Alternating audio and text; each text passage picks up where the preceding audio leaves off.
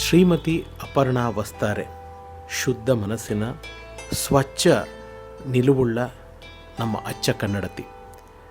ಅಪರ್ಣಾ ಅವ್ರ ಬಗ್ಗೆ ಏನು ಹೇಳಿದ್ರು ನನ್ನಂಥ ಒಬ್ಬ ಪುಟ್ಟ ಕಲಾವಿದ ಅಂಥ ಒಬ್ಬ ದೈತ್ಯ ಪ್ರತಿಭೆ ಬಗ್ಗೆ ಏನು ಹೇಳಿದ್ರು ಕಡಿಮೆನೇ. ಆದರೂ ಒಂದಿಷ್ಟು ಮಾಹಿತಿ ಅವ್ರ ಬಗ್ಗೆ ನಿಮ್ಮೊಂದಿಗೆ ಹಂಚ್ಕೊಬೇಕು ಅಂತ ಈ ವಿಡಿಯೋ ಮಾಡ್ತಾಯಿದ್ದೀನಿ. ಅಪರ್ಣಾ ಅವರು ತುಂಬ ಒಂದು ಸುಸಂಸ್ಕೃತ ಕುಟುಂಬದಲ್ಲಿ ಹುಟ್ಟಿದಂಥವರು. ಅವ್ರ ತಂದೆ ಶ್ರೀ ನಾರಾಯಣ ಸ್ವಾಮಿಯವರು ಒಬ್ಬ ಉತ್ತಮ ಪತ್ರಕರ್ತರಾಗಿದ್ದರು. ತಾಯಿ ತುಂಬಾ ಒಂದು ಸ್ವಾಭಿಮಾನಿ ಹೆಣ್ಮಗಳಾಗಿದ್ದರು. ಅವರು ಇಬ್ಬರು ಮಕ್ಕಳು. ಅಪರ್ಣಾ ಮೇಡಮ್ಗೆ ಒಬ್ಬರು ಅಣ್ಣ ಕೂಡ ಇದ್ದಾರೆ. ಅಂದರೆ ಬಾಲ್ಯದಲ್ಲಿ ತಂದೆ ಕಲಿಸ್ಕೊಟ್ಟಂಥ ಪಾಠ ಹೇಗಿದೆ ನೋಡಿ. ಅವ್ರ ತಂದೆ ಹೇಳೋರಂತೆ, ನಾನು ನಿನಗೆ ವಿದ್ಯೆ ಕೊಡ್ತೀನಿ, ಸಂಸ್ಕಾರ ಕೊಡ್ತೀನಿ, ಅದು ನಿನ್ನನ್ನು ಕಡೆವರೆಗೂ ಕಾಪಾಡತ್ತೆ ಅಂತ. ತಾಯಿ ಹೇಳೋರು, ತಾಯಿ ಎಷ್ಟು ಗಟ್ಟಿಗತ್ತಿ ಅಂದರೆ ಅವ್ರ ತಾಯಿಯಿಂದ ಕಲ್ತ್ಕೊಂಡಂಥ ಪಾಠನ ಮನೆಯನ್ನು ಹೇಗೆ ಶುದ್ಧವಾಗಿ ಇಟ್ಕೋಬೇಕು, ಹೇಗೆ ಗುಡಿಸ್ಬೇಕು. ಅವರ ದೊಡ್ಡಮ್ಮ, ಇನ್ಫ್ಯಾಕ್ಟ್ ಅಪರ್ಣಾ ಮೇಡಮ್ ಅವರ ತಾಯಿಯವರ ಅಕ್ಕ ಅದನ್ನು ಅಪರ್ಣಾ ಅವ್ರಿಗೆ ಹೇಳ್ಕೊಟ್ಟಿದ್ರಂತೆ. ಅಂದರೆ ಮನೆಯೇ ಮೊದಲ ಪಾಠಶಾಲೆ, ತಂದೆ ತಾಯಿಯೇ ಅದರ ಗುರುಗಳು ಅನ್ನೋದು ಎಷ್ಟು ಸತ್ಯ ಅಂತ ಅಪರ್ಣಾ ಅವ್ರು ನೋಡಿದ್ರೆ ಗೊತ್ತಾಗುತ್ತೆ. ಅಂದರೆ ಚಿಕ್ಕ ವಯಸ್ಸಿನಲ್ಲಿ ಅಪರ್ಣಾ ಅವರು ಶಾಲೆಯಲ್ಲಿ ಓದ್ತಿರ್ಬೇಕಾದ್ರೆ ಅವ್ರ ಫ್ರೆಂಡ್ ಯಾರೋ ಒಂದು ಕಲರ್ ಫ್ರಾಕ್ ಹಾಕ್ಕೊಂಡು ಬಂದ್ರಂತೆ. ಆ ಕಲರ್ ಫ್ರಾಕ್ನ ನೋಡಿ ತಂದೆ ಹತ್ರ ಬಂದು ಅಣ್ಣ ಅಂತ ಕರೀತಿದ್ರು ಅಪರ್ಣಾ ಮೇಡಮ್ ಅವರು ಅವ್ರ ತಂದೆನ. ಅಣ್ಣ, ನನಗೂ ಈ ಥರದ ಫ್ರಾಕ್ ಕೊಡಿಸು ಅಂತ ಕೇಳಿದ ತಕ್ಷಣ ಅವ್ರಿಗಿದ್ದಿದ್ದ ಅವತ್ತಿನ ಒಂದು ಹಣಕಾಸಿನ ಪರಿಸ್ಥಿತಿನಲ್ಲಿ ಯಾವುದೋ ಕೆಲವು ಹುಟ್ಟು ಹಬ್ಬಕ್ಕೆ ಮಾತ್ರ ಬಟ್ಟೆಗಳನ್ನ ಕೊಡಿಸೋ ಒಂದು ಪರಿಸ್ಥಿತಿನಲ್ಲಿದ್ದರು. ಅವ್ರ ತಂದೆ ನೇರವಾಗಿ ಹೇಳಿದ್ರಂತೆ, ಇಲ್ಲಮ್ಮ, ನನಗೆ ಹಂಗೆ ಕೊಡಿಸೋದಕ್ಕಾಗೋದಿಲ್ಲ, ನನಗೆ ಆ ರೀತಿ ಕೊಡಿಸೋದಕ್ಕಾಗೋದಿಲ್ಲ, ನಿನಗೆ ಬೇಕಾ ನಾನು ಪುಸ್ತಕ ಕೊಡಿಸ್ತೀನಿ, ನೀವು ಓದ್ತೀಯ ಹೇಳು, ಪುಸ್ತಕ ಕೊಡಿಸ್ತೀನಿ, ಬಟ್ಟೆಗಳು ಏನಕ್ಕೆ ಟ್ರಂಕ್ನಲ್ಲಿ ಇಟ್ಬಿಟ್ಟು ಅದನ್ನು ಯಾವಾಗಂದರೆ ಅವಾಗ ಹಾಕ್ಕೊಳ್ಳೋದು, ಇಲ್ಲಾಂದರೆ ಬಿಸಾಕೋದಕ್ಕೆ. ಪುಸ್ತಕ ಕೊಟ್ಟರೆ ಅದರಿಂದ ಅಕ್ಷರ ಕಲ್ತ್ಕೊಂಡು ಜ್ಞಾನ ಬರುತ್ತೆ ಅಂತ ಹೇಳೋರಂತೆ. ಯಾವಾಗಾರು ಒಂದು ಸತಿ ಸ್ವಲ್ಪ ಧ್ವನಿನಲ್ಲಿ ಏನಾರೋ ಅಪರ್ಣಾ ಅವರು ಮಾತಾಡೋಕ್ಕೆ ಹೋದಾಗ ಅವರ ತಂದೆ ಹೇಳ್ತಿದ್ದಿದ್ದು ಮಾತು, ಡೀಸೆಂಟ್ ವುಮೆನ್ ವೋಂಟ್ ಶೌಟ್. ಅಂದರೆ ಮರ್ಯಾದಸ್ಥ ಹೆಣ್ಣುಮಗಳು ಕಿರ್ಚಾಡಲ್ಲ, ಕೂಗಾಡಲ್ಲ. ಇದು ಸಂಸ್ಕಾರ. ನಾನು ನಿನಗೆ ಕೊಡೋದು ವಿದ್ಯೆ ಹಾಗೂ ಸಂಸ್ಕಾರನ. ಇದು ನಿನಗೆ ಲೈಫಲ್ಲಿ ನೀನು ಏನೇನು ಪಡ್ಕೋಬೇಕು ಅಂತಿದೆಯಾ ಇದನ್ನೆಲ್ಲ ಪಡ್ಕೊಳ್ಳೋವಾಗ ಮಾಡುತ್ತೆ ಅಂತ ಅವ್ರ ತಂದೆ ಶ್ರೀ ನಾರಾಯಣ ಸ್ವಾಮಿಯವ್ರು ಹೇಳೋರಂತೆ. ಒಂದು ಸತಿ ಒಂದು ಬೆಳಗ್ಗೆ ಒಂದು 7 ಗಂಟೆ 7:15 ಟೈಮ್ಗೆ ಸಡನ್ನಾಗಿ ಅವ್ರ ತಂದೆಗೆ ಎದೆಯಲ್ಲಿ ನೋವು ಕಾಣಿಸ್ಕೊಂಡಿದೆ.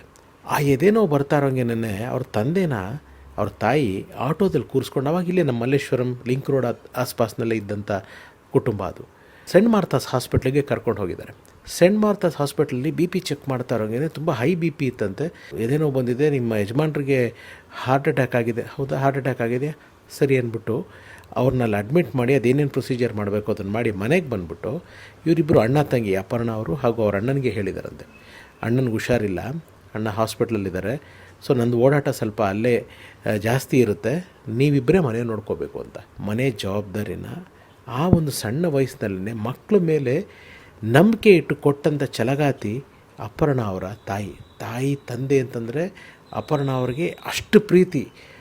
ಅವರೇ ನನ್ನ ಗುರು, ಅವರೇ ನನ್ನ ಸಂಸ್ಕಾರ, ಅವರೇ ನನ್ನ ಸರ್ವಸ್ವ ಅಂತ ನಮ್ಮದಂಥ ಹೆಣ್ಮಗಳು ಅಪರ್ಣಾ. ಇವತ್ತು ನಾವೆಲ್ಲರೂ ಅವರು ಕಾಲವಾಗಿದ್ದಾರೆ ಅಂದ ತಕ್ಷಣ ಅಪರ್ಣಾ ಅವರಿಷ್ಟು ಎಲ್ಲ ಈ ನೋವುಗಳನ್ನ ಹೇಗೆ ತಡೆದಿದ್ದಾರೆ ಯಾರ ಹತ್ರನೂ ಹೇಳ್ಕೊಳ್ಳದೆ ಅಂತೆಲ್ಲ ಹೇಳ್ತಾ ಇದ್ದೀವಿ ನಿಜ. ಆದರೆ ಇದಕ್ಕೆಲ್ಲ ಮೂಲ, ಇದಕ್ಕೆಲ್ಲ ಫೌಂಡೇಶನ್ ಅವರ ತಂದೆ ತಾಯಿ. ಅದರಲ್ಲೂ ತಾಯಿ ಕಷ್ಟಗಳನ್ನ ಎದುರಿಸೋವಂಥ ಅಥವಾ ಕಷ್ಟಗಳನ್ನ ನಿಭಾಯಿಸೋವಂಥ ತಾಕತ್ತು ಅಪರ್ಣಾ ಅವ್ರನ್ನ ಈ ಹಂತದವರೆಗೂ ಕರ್ಕೊಂಬಂದಿದೆ. ಇನ್ನು ಅಪರ್ಣಾ ಅವರು ನಾಯಕ ನಟಿಯಾಗಿ ನಮಗೆ ಪರಿಚಯ ಆಗಿದ್ದು ಶ್ರೀ ಪುಟ್ಟಣ್ಣ ಕಣಗಾಲ್ ಅವರ ಮಸಣದ ಹೂವು ಚಿತ್ರದ ಮೂಲಕ. ನಾನು ಈ ಹಿಂದೆ ಬಾಲನಟ ರಾಜೇಶ್ ಅವರ ಸಂದರ್ಶನ ಮಾಡಿದ್ದೆ. ರಾಜೇಶ್ ಅವರ ಸಂದರ್ಶನ ಮಾಡಿದಾಗ ಡಾಕ್ಟರ್ ರಾಜೇಶ್ ಅವರು ಅಪರ್ಣಾ ಅವರು ಹೇಗೆ ಮಸಣದ ಹೂವಿಗೆ ಆಯ್ಕೆ ಆದರು ಅನ್ನೋದ್ರ ಬಗ್ಗೆ ಅವ್ರ ಸಂದರ್ಶನದಲ್ಲಿ ಒಂದು ಚಿಕ್ಕದಾಗಿ ಕೆಲವು ಮಾಹಿತಿನ ಹೇಳ್ಕೊಂಡಿದ್ರು. ಅದನ್ನು ನಿಮ್ಮ ಮುಂದೆ ಈಗ ಪ್ರಸಾರ ಮಾಡ್ತೀನಿ. ಯಾಕೆಂದರೆ ಒಂದು ಹೀರೋಯಿನ್ ಆಗಬೇಕು ಅಂತ ಅಪರ್ಣಾ ಅವರು ಪುಟ್ಟಣ್ಣ ಕಣಗಾಲ್ ಅವ್ರ ಮುಂದೆ ಹೋದಾಗ ಪುಟ್ಟಣ್ಣ ಅವರು ಆಡಿದ ಮಾತುಗಳು ಏನು ಅಂತ ರಾಜೇಶ್ ಅವರು ಹೇಳಿದ್ದಾರೆ. ನೆಕ್ಸ್ಟು ನಾನಿದ್ದಾಗಲೇ ಒಂದ್ಸಲ ಅಪರ್ಣಾ ಬಂದರು. ಅಪರ್ಣಾ ತಂದೆ ಈಗ ನ್ಯೂಸ್ ರೀಡರ್ ಇದ್ರಲ್ಲ ಅಪರ್ಣಾ ನಂಗೆ ನೆನಪಿರೋಂಗೆ ಬ್ಲೂ ಕಲರ್ ಫಿಯೇಟ್ ಅವ್ರದ್ದು ಫಿಯೇಟ ಪ್ರೀಮಿಯರ್ ಪದ್ಮಿನ ಅವಾಗೇನು ಅಂತ ಇದ್ರಿ. ಸೊ ಬಂದರು ಇಬ್ಬರೂ. ಬಂದಾಗ ಪುಟ್ಟಣ್ಣ ಹೇಳಿದ್ರು ಅವ್ರಿಗೆ, ನನ್ನ ಮಗಳು ಸಿನಿಮಾಗೆ ಮಾಡಿಸ್ಬೇಕು ಅಂತ ಅವ್ರು ಕರ್ಕೊಂಬಂದಿದ್ದು ಮಸಣದ ಹೂಗೆ. ಅಪರ್ಣ ಅವರು. ಅಪರ್ಣ ನಂದು ಪುಟ್ಟಣ್ಣ ಅವ್ರ ಶೂಟಿಂಗ್ ಇಲ್ಲದೆ ಇದ್ರು ಅವ್ರ ಮನೆಗೆ ಹೋಗೋದು, ಅವ್ರ ಆಫೀಸ್ಗೆ ಹೋಗೋದು ಬರೋದು ನಮ್ದು ಅದೇ ಥರ ಮುಂದುವರಿತಾ ಇತ್ತು. ಆ ಸಂದರ್ಭದಲ್ಲೇ ಪುಟ್ಟಣ್ಣ ಅವ್ರನ್ನ ನಾನು ನೋಡಿದೆ. ಅಪರ್ಣ ಅವ್ರನ್ನ ಬಂದಿದ್ರು. ಬಂದಾಗ ಪುಟ್ಟಣ್ಣ ಹೇಳಿದ್ರು, ಬೇಡಿ ನಮ್ಮ ಹೆಣ್ಮಕ್ಳಿಗೆ ಸಿನಿಮಾ ಬೇಡ, ನೀವು ಇದನ್ನ ಹೇಳ್ಬೋದಾ ಕ್ಯಾಮ್ರಾದ ಅವ್ರು ಹೇಳಿದ್ದು? ನೋ ಪ್ರಾಬ್ಲಮ್, ಹೇಳಿ ಸರ್, ಏನು ತೊಂದರೆ ಇಲ್ಲ. ನಾವು ಸಿನಿಮಾದವರು ನಾವು ಎಷ್ಟು ಕೆಟ್ಟವರು ಅಂದರೆ ತೆಳ್ಳಗಿರೋ ಬಟ್ಟೆ ಹಾಕ್ಸ್ಬಿಟ್ಟು ಹಿಂದೆಗಿಂದ ಲೈಟ್ ಹಾಕಿ ಆ ತೊಡೆ ಶೇಪ್ ಹಂಗೇ ಕಾಣಿಸ್ಬೇಕು, ಅಂಥ ಕೆಟ್ಟವ್ರು ನಾವು, ಹೆಣ್ಮಕ್ಳಿಗೆ ಸಿನಿಮಾ ಬೇಡಿ ಅಂತ ಹೇಳಿದ್ರು. ಇದು ನಾನು ನೋಡಿದ್ದು. ಕೇಳಿಸ್ಕೊಂಡ್ರಿ ಅಲ್ಲ, ಇದು ಪುಟ್ಟಣ್ಣ ಅವರು ಅಪರ್ಣ ಅವ್ರಿಗೆ ಹೇಳಿದ್ದ ಮಾತುಗಳು. ಒಬ್ಬ ನಟಿಯಾಗಿ, ಒಬ್ಬ ದೂರದರ್ಶನದ ವಾರ್ತಾ ವಾಚಕಿಯಾಗಿ, ರೇಡಿಯೋ ಜಾಕಿಯಾಗಿ, ಸಹಸ್ರಾರು ಕಾರ್ಯಕ್ರಮಗಳ ನಿರೂಪಕಿಯಾಗಿ, ಅದರಲ್ಲೂ ಪ್ರೆಸಿಡೆಂಟ್ ಇರ್ಬೋದು, CM ಇರ್ಬೋದು, ಸರ್ಕಾರದ ಗೌರವಾನ್ವಿತ ಎಲ್ಲ ಕಾರ್ಯಕ್ರಮಗಳನ್ನು ಅಚ್ಚ ಕನ್ನಡದಲ್ಲಿ, ಸ್ವಚ್ಛ ಕನ್ನಡದಲ್ಲಿ ನಿರೂಪಣೆ ಮಾಡ್ತಿದ್ದಂಥ ನಿರೂಪಕಿ ನಮ್ಮ ಅಪರ್ಣ ಮೇಡಮ್ ಅವರು.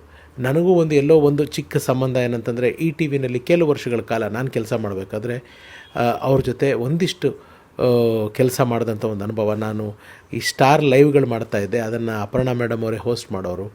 ಆವಾಗ ಟಾಕ್ ಬ್ಯಾಕಲ್ಲಿ ಅವ್ರಿಗೆ ಇನ್ಸ್ಟ್ರಕ್ಟ್ ಮಾಡೋದು, ಗೆಸ್ಟ್ಗಳ ಬಗ್ಗೆ ಇದು ಮಾತಾಡೋದು, ಇದು ಅವತ್ತು ಎಲ್ಲ ಏನೇನು ಮಾಡ್ತಾರೋ ಅದೊಂದು ಮಾಡಿದ ನೆನಪು. ಇನ್ನು ತುಂಬ ಜನ ನೀವುಗಳೆಲ್ಲ ಕೇಳಿದ್ರಿ ಅಪರ್ಣ ಮೇಡಮ್ ಅವ್ರ ಸಂದರ್ಶನ ನೂರೊಂದು ನೆನಪಿನಲ್ಲಿ ಮಾಡೋದಕ್ಕೆ. ಅದಕ್ಕೆ ನನ್ನ ಅಂದರೆ ಎಷ್ಟು ನನಗೆ ನೋವಿದೆ ಅಥವಾ ಎಷ್ಟು ನನಗೆ ಬೇಜಾರಿದೆ ಅನ್ನೋದ್ರೆ ನೀವು ನಂಬಲ್ಲ. ಸುಮಾರು ಲಾಸ್ಟ್ ಇಯರ್ ಒಂದು ಕಾಲು ವರ್ಷದಿಂದ, ಲಾಸ್ಟ್ ಮಾರ್ಚ್ ಅಂತ ಕಾಣುತ್ತೆ, ಡೇಟ್ಗಳು ಬರುತ್ತೆ ನೋಡಿ, ವಾಟ್ಸಪ್ನಲ್ಲಿ ನಾನು ಅಪರ್ಣ ಮೇಡಮ್ ಅವ್ರ ಜೊತೆ ಮಾಡಿದಂಥ ಚಾಟ್ ಹಿಸ್ಟ್ರಿನ ನಿಮ್ಮ ಮುಂದೆ ಶೇರ್ ಮಾಡ್ತಾಯಿದ್ದೀನಿ. ಫಸ್ಟ್ ಟೈಮ್ ಮಾಡಿದಾಗ ಅವರು ಎಲೆಕ್ಷನ್ ಬ್ಯುಸಿನಲ್ಲಿದ್ದೀನಿ ರಘು, ಆಮೇಲೆ ಮಾತಾಡ್ತೀನಿ ಅಂತ ಹೇಳಿದ್ರು. ಇದ್ರಲ್ಲಿ ಫಸ್ಟ್ ಮೆಸೇಜಲ್ಲಿ ಬರೆದಿದೆ, madam please let me know your convenient time to call ಅಂತ ನಾನು ಬರೆದಿದ್ದೀನಿ. ಅದಕ್ಕೆ ಅವರು ಆಫ್ಟರ್ 3 ಐಡಿಯಲ್ ಅಂತೇನೋ ಯಾವುದೋ ಮೆಸೇಜ್ ಕಳಿಸಿದ್ದಾರೆ. ಅವಾಗ ಮಾಡಿದಾಗ ಇದನ್ನು ಹೇಳಿದ್ರು. ಆಮೇಲೆ ಕಂಟಿನ್ಯೂಸ್ ಫಾಲೋ ಅಪ್ ಮಾಡ್ತಿದ್ದೆ ಸ್ನೇಹಿತರೆ, ಕಂಟಿನ್ಯೂಸ್ ಆಗಿ ಫಾಲೋ ಅಪ್ ಮಾಡ್ತಿದ್ದೆ. ಅವರು ಒಮ್ಮೊಮ್ಮೆ ರಿಪ್ಲೈ ಮಾಡ್ತಾಯಿದ್ರು, ಕೆಲವೊಮ್ಮೆ ಲೇಟಾಗಿ ರಿಪ್ಲೈ ಮಾಡೋರು. ಬಟ್ ನನಗೆ ಮೊನ್ನೆ ಅಂದರೆ ಏಪ್ರಿಲ್ 10 ನಾನು ಅವ್ರಿಗೊಂದು ಮೆಸೇಜ್ ಮಾಡಿದೆ. ಅವರಿಂದ ಯುಗಾದಿ ಹಬ್ಬದ ಶುಭಾಶಯಗಳನ್ನ ಕೋರಿ ನನಗೆ ಒಂದು ಮೆಸೇಜ್ ಬಂತು. ಆ ಮೆಸೇಜ್ ನಿಮ್ಮ ಮುಂದೆ ಇವಾಗ ಬರುತ್ತೆ ನೋಡಿ.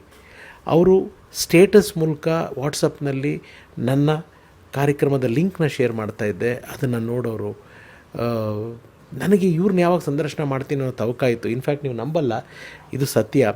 ಇತ್ತೀಚೆಗೆ ಒಂದು 15-20 ಡೇಸ್ ಬ್ಯಾಕು ನನ್ನ ಶ್ರೀಮತಿ ಅಪರ್ಣ ಅವ್ರದ್ದು ಫಾಲೋ ಅಪ್ ಮಾಡಿದ್ರೆ ಏನಾಯಿತು ಇಂಟರ್ವ್ಯೂ ಅಂತ ಕೇಳಿದ್ರು.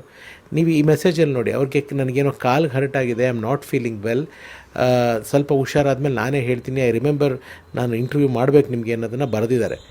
ನಾನೇನು ಹೇಳಿದೆ ನನ್ನ ಶ್ರೀಮತಿಗೆ, ಏಪ್ರಿಲ್ 10 ಅವ್ರು ಮೆಸೇಜ್ ಕಳಿಸಿರೋದು, ಏನೇ ಫ್ರ್ಯಾಕ್ಚರು ಕಾಲು ಏನೇ ಅಂದರೂ ಮಿನಿಮಮ್ 8 to 10 ವೀಕ್ಸ್ ಬೇಕಾಗತ್ತೆ, April to May to June, ಈ ಬಿಟ್ಬಿಡೋಣ, ಜೂನ್ನೇ ಬಿಟ್ಬಿಡೋಣ, ಜುಲೈಯಲ್ಲಿ ಮಾಡೋಣ ಅಂತ ಅಂದ್ಕೊಂಡಿದ್ದೆ. ಈ ಜುಲೈಯಲ್ಲಿ ಅವ್ರಿಗೊಂದು ಸತಿ ಫಾಲೋ ಅಪ್ ಮೆಸೇಜ್ ಮಾಡಬೇಕು ಅನ್ನೋ ಅಷ್ಟರಲ್ಲಿ ಅದಾಗಲೇ ಇಲ್ಲ, ಅದು ಹಾಗೆ ನಿಂತ್ಕೊಬಿಡ್ತು. ಬಟ್ ಅವರು ನನ್ನೊಂದಿಗೆ ಆಡಿದ ಮಾತುಗಳು, ಈ ವಾಟ್ಸಪ್ ಕಮ್ಯುನಿಕೇಷನ್ನು, ನಾವು ETVನಲ್ಲಿ ಕೆಲಸ ಮಾಡಿದಾಗ ಅವರ ಒಂದು ಒಡನಾಟ ನಾನು ಯಾವತ್ತೂ ಮರೆಯೋದಕ್ಕೆ ಸಾಧ್ಯನೇ ಇಲ್ಲ. ಇನ್ನೊಂದು ಹೆಮ್ಮೆ ವಿಷಯ ಏನಂತಂದರೆ, ಅಪರ್ಣ ಮೇಡಮ್ ಅವರು ನಮ್ಮ ಶಾಲೆಯ ಸೀನಿಯರ್, ಸೌಂದರ್ಯ ಅವರು ನಮ್ಮ ಶಾಲೆಯಲ್ಲೇ ಓದಿದ್ದು, KECS ಅಂತ, ಕುಮಾರ ಪಾರ್ಕ್ ಹೈಸ್ಕೂಲ್ ಅಂತಲೂ ಕರೀತಾರೆ, Karnataka education and cultural society ಅಂತ ಕೂಡ ಕರೀತಾರೆ. ಅಲ್ಲಿ ನಮ್ಮ ಟೀಚರ್ ಒಬ್ಬರಿದ್ದರು, ಪ್ರೇಮಾ ಮೇಡಮ್ ಅಂತ. ಅವರು ಹಿಂದಿ ಹೇಳ್ಕೊಡೋರು, ಇಂಗ್ಲೀಷ್ ಹೇಳ್ಕೊಡೋರು. ಅವರಿಗೆ ಅಪರ್ಣ ಮೇಡಮ್ ಅಂದರೆ ಅತ್ಯಂತ ಫೇವ್ರೇಟ್ ಆಗಿದ್ದರು. ಒಂದು ಸತಿ ಸ್ಕೂಲ್ನಲ್ಲಿ 50 ಮಾರ್ಕ್ಸ್ಗೆ 49.25 ಬಂದಿದೆ. ಆವಾಗ ಅಪರ್ಣ ಮೇಡಮ್ ತುಂಬ ನನಗೆ ಅರ್ಧ ಮಾರ್ಕ್ ಕಟ್ಟಾಗಿದೆ ಅಂತ ತುಂಬ ಗಲಾಟೆ ಮಾಡಿದ್ರಂತೆ. ಆಟ ಪಾಠಗಳಲ್ಲಿ ಜಾಸ್ತಿ ಅಪರ್ಣ ಮೇಡಮ್ ಅವ್ರು ಇರೋಕ್ಕಾಗ್ತಾ ಇರಲಿಲ್ಲ. ಕಾರಣ ಅವರು ಮಾನಿಟ್ರ್ ಆಗಿದ್ದರು. ಅವ್ರಿಗೆ ಕಾಡುವಂಥ ವಿಚಾರನೇ ಅವರ ಬಾಲ್ಯ, ಅಂದರೆ ಅವರ ಅಜ್ಜಿ ಮನೆ, ತಂದೆಯವರ ತಾಯಿ ಮನೆ, ನಮ್ಮ ಅರಸೀಕೆರೆ ಹತ್ರ ಕಡೂರು, ಚಿಕ್ಕಮಗಳೂರು ಜಿಲ್ಲೆ. ಅಲ್ಲಿ ಈ ಬೇಲೂರು, ಪಂಚನಹಳ್ಳಿ ಅಂತ ಬರುತ್ತೆ. ಅಲ್ಲಿ ತೆಂಗು ತುಂಬ ಬೆಳೀತಾರೆ, ತೆಂಗು ಬೆಳೆಗಾರರ ಜಾಸ್ತಿ.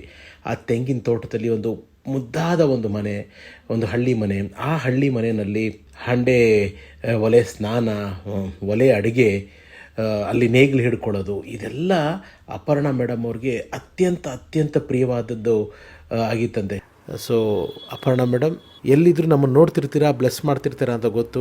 ಸೊ ನಿಮಗೆ ಒಂದು ಸಂದರ್ಶನ ಮಾಡೋಕ್ಕಂತೂ ನನಗೆ ಭಗವಂತ ಯೋಗ ಕೊಡಲಿಲ್ಲ. ಆದರೆ ನಿಮ್ಮ ಬಗ್ಗೆ ಒಂದಿಷ್ಟು ಅಪರೂಪದ ವಿಷಯಗಳನ್ನ ಹೇಳಿ, ಅಂದರೆ ಇನ್ನೂ ಸಾಕಷ್ಟು ವಿಷಯಗಳನ್ನ ನಾನು ರಿಸರ್ಚ್ ಮಾಡಿ ಇಟ್ಕೊಂಡಿದ್ದೆ ಅಪರ್ಣಾ ಮೇಡಮ್ ಬಗ್ಗೆ. ಅವ್ರನ್ನ ಸಂದರ್ಶನ ಮಾಡಬೇಕಾದ್ರೆ ಅವ್ರಿಗೆ ಕೆಲವು ಸರ್ಪ್ರೈಸ್ಗಳು ಕೊಡೋಣ, ಅವರ ಕೆಲವು ವಿಚಾರಗಳನ್ನ ಎಮೋಷ್ನಲಿ ಡ್ರೈವ್ ಮಾಡೋಕ್ಕೆ ಪ್ರಯತ್ನ ಪಡೋಣ, ಕೆಲವೊಂದು ನಗ್ಸೋಣ ಅಂತನೆಲ್ಲ ತುಂಬ ನಾನು ರಿಸರ್ಚ್ ಮಾಡಿ ಇಟ್ಕೊಂಡಿದ್ದೆ. ಬಟ್ ಆ ಯೋಗ ನಂಗೆ ದೇವ್ರು ಕೊಡಲಿಲ್ಲ. ಈ ಒನ್ ಆ್ಯಂಡ್ ಓನ್ಲಿ ವರಲಕ್ಷ್ಮಿ, ಮಜಾ ಟಾಕೀಸ್ನ ಒನ್ ಆ್ಯಂಡ್ ಓನ್ಲಿ ವರಲಕ್ಷ್ಮಿ ಯಾವಾಗಲೂ ಕನ್ನಡಿಗರ ಮನದಲ್ಲಿ ಶಾಶ್ವತವಾಗಿ ಇರ್ತಾರೆ. ಇಂಥ ಒಂದು ಅಪರ್ಣಾ ಮೇಡಮ್ ಅವ್ರನ್ನ ಈ ರೀತಿಯೂ ಪರಿಚಯಿಸೋ ಹಾಗೆ ಮಾಡಿದ ಮಜಾ ಟಾಕೀಸ್ ತಂಡ, ಎಸ್ಪೆಷಲಿ ಸೃಜನ್ ಲೋಕೇಶ್ ಅವ್ರಿಗೆ, ಅವರ ಈ ಪ್ರತಿಭೆಯನ್ನು ಹೊರಗೆ ತೆಗೆದಿದ್ದಕ್ಕೆ ನನ್ನ ಹೃದಯಪೂರ್ವಕವಾದ ಧನ್ಯವಾದಗಳನ್ನ ಈ ಮೂಲಕ ತಿಳಿಸ್ತಿದ್ದೀನಿ.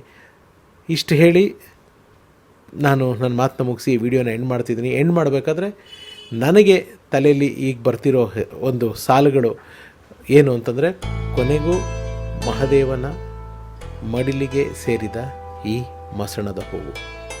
ನಿಮ್ಮ ನೆನಪಿನಲ್ಲಿ ನೀವು ಮಾಡಿರೋ ಕೆಲಸಗಳನ್ನು ಇನ್ಸ್ಪೈರ್ ಆಗಿ ತೊಗೊಂಡು ಇನ್ನಷ್ಟು ನಾವು ನಿಮ್ಮಷ್ಟಲ್ಲದೇ ಇದ್ದರೂ ನಿಮ್ಮ ಸಾಧನೆಯಲ್ಲಿ ಒಂದು ಚಿಕ್ಕ ಚಿಕ್ಕ ಚುಕ್ಕಿಯಷ್ಟಾದರೂ ಸಾಧಿಸೋದಕ್ಕೆ ಪ್ರಯತ್ನ ಪಡ್ತೀವಿ. ಧನ್ಯೋಸ್ಮಿ.